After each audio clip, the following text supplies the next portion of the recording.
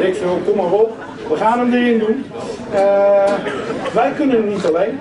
Nou ja, zeg maar niet.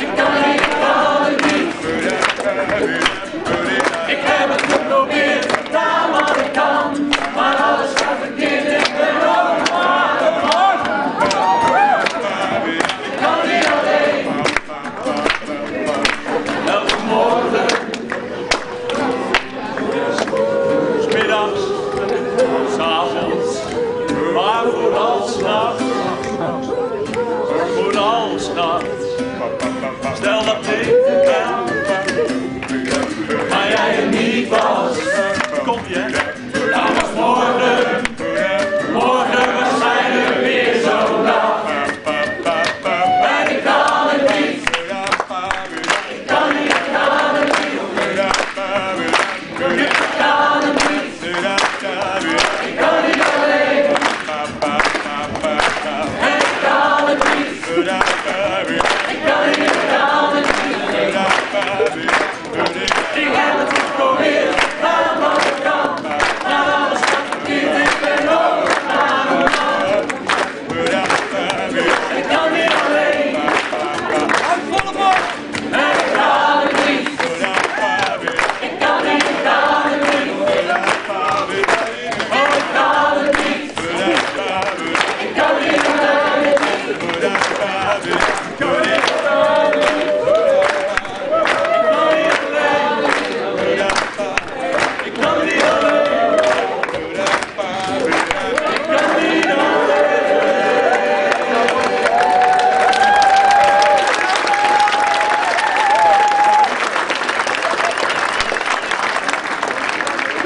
Ja, dames en heren, even heel bijzonder.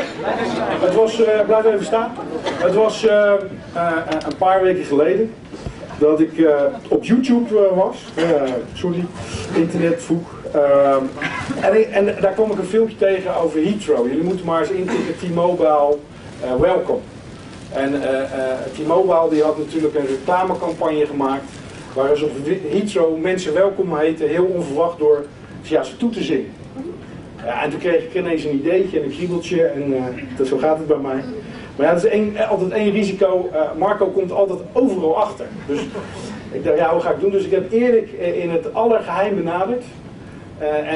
Marco en Koert wisten in eerste instantie ook van niks, dus die heb ik er later pas mee geconfronteerd. Die schrokken zich dood. Koert zei, je denkt toch niet dat ik ga zingen? En ik dacht, ja, dat moeten we ook zien te voorkomen. Maar ja, Erik heeft een groep, er zaten mensen te kijken van ja, welke collega's zijn dit nu? Nee, dit zijn kennissen van Erik. Die hebben ons 3 dagen gevolgd door het land. En die hebben 3 dagen voor topavond gezorgd. Dus daarvoor bloemen. Dank aan jullie en nogmaals een waanzinnig applaus.